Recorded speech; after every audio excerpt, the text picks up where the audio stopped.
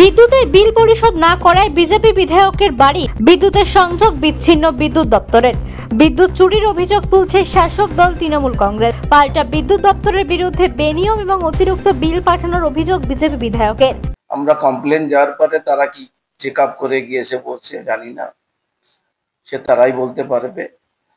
তারপরে একাধিকবার আমরা বলার পরেও সেই লাইন ঠিক হয়নি। পরবর্তীতে বিল বেড়ে গিয়েছে, সে এখন এতটা বিল দিতে রাজি না এবং দিতে পারবে না। বিধায়কের বাড়ির বিদ্যুতের বিল পরিশোধ না করায় বিদ্যুৎ সংযোগ বিচ্ছিন্ন করল বিদ্যুৎ দপ্তর।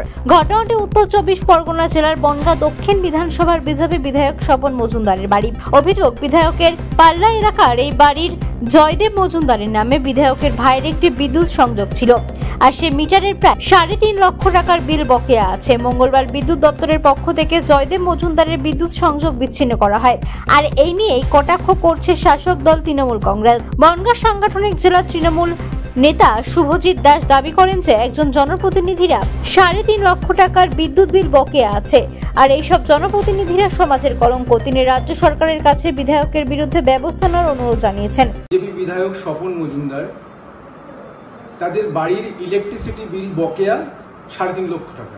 3 থেকে 3.5 লক্ষ টাকা একটা বাড়িতে জনপ্রতিনিধি, তার বাড়ির ইলেকট্রিক বিল বকেয়া। একটা সাধারণ মানুষের যদি 2000 টাকা বিল বকেয়া থাকে, গিয়ে লাইনটা কেটে দেয়। একটা জনপ্রতিনিধির এতদিনের বিল বকেয়া রয়েছে, এমন জনপ্রতিনিধি সমাজে কলঙ্কের। যদিও কলঙ্কের ছাপ ওনার ঘাড়ে আগে থেকেই রয়েছে। সরকারের কাছে অনুরোধ, এমন মানুষদের জন্য ব্যবস্থা নেওয়া হয়। আর অলরেডি 2003 সালের ইলেকট্রিসিটি অ্যাক্ট বলছে সেকশন 135-এ কেউ যদি ইলেকট্রিক বিল বকেয়া শোধ না করে তাহলে তার জেল হয় বা অর্থদণ্ড হয়। যদিও এনাদের জেল খাটা অভ্যাস আছে, এনাদের হয়তো অতটা সমস্যা হবে না, কিন্তু সাধারণ মানুষকে বলবো এমন মানুষদের জন্য আগামী দিনে আর জনপ্রতিনিধি না করে।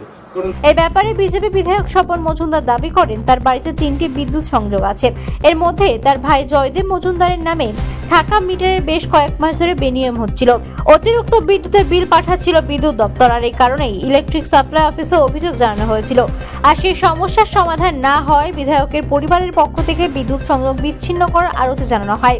আর সেই মতোই মঙ্গলবার বিদ্যুৎ সংযোগ বিচ্ছিন্ন করে বিদ্যুৎ দপ্তর। পাশাপাশি বিধায়কের ওপরে ওঠা অভিযোগ অস্বীকার করে তিনি দাবি করেন যে তৃণমূল সরকার বিদ্যুৎ দপ্তরকে দিয়ে সাধারণ মানুষের কাছ থেকে অতিরিক্ত বিল আদায় করছে, আর সেই টাকা দিয়েই খেলামেলায় খরচের নামে চুরি চালাচ্ছে। পাশাপাশি তার বিরুদ্ধে ওঠা অভিযোগ অস্বীকার করে তিনি অভিযোগকারীদের বিরুদ্ধে মানহানির মামলায় হুঁশিয়ারি দেন। সাধারণ মানুষের উদ্দেশ্যে বিধায়ক বলেন, আগামী দিনে বিদ্যুতের বিলে ভুল আসলে বিদ্যুৎ কর্মীদের গাছে বেঁধে রেখে পেটানো উচিত। ছোট ভাইয়ের মিটারে কিছু ডিস্টার্ব হচ্ছিল, দীর্ঘদিন ধরে আমরা অভিযোগ করেছি। সে একটা সাধারণ মানুষ, তার বিল আসছে 30-40 হাজার টাকা করে এক একটা বিলে। আমরা কমপ্লেন যাওয়ার পরে তারা কি চেক আপ করে গিয়েছে বলছে জানি না, সে তারাই বলতে পারবে। তারপরে একাধিকবার আমরা বলার পরেও সেই লাইন ঠিক হয়নি।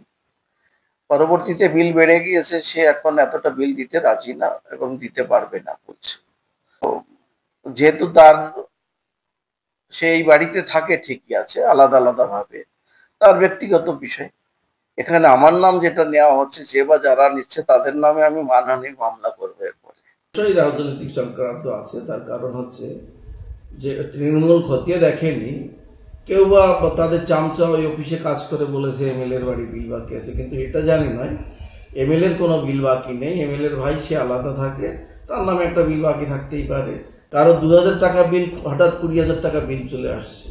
এই সমস্ত অনৈতিকভাবে বিল নিয়ে তৃণমূল কংগ্রেস সরকার তাদের যে খেলা মেলা অন্যান্য খাতে চুরি চামারি করে খাচ্ছে, সেটা বাংলার মানুষ জেনে গিয়েছে। তাই বাংলার মানুষকে বলবো, এই ইলেকট্রিক অফিসগুলো ঘেরাও করে তাদের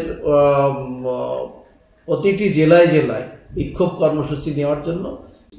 আর যদি তারপরে কারো বাড়িতে বেশি বিল আসে, যদি কোনো তৃণমূল নেতা সে এই ইলেকট্রিক সাপ্লাইয়ের সঙ্গে মদত দিতে আসে, তাদের যেমন জুতো পেটা করবেন, তেমন ইলেকট্রিক সাপ্লাই লোক যদি লাইন কাটতে আসে তাকে এই পোলের সঙ্গে বেঁধে পেটাবেন। বাকিটা আমি দেখে দেবো।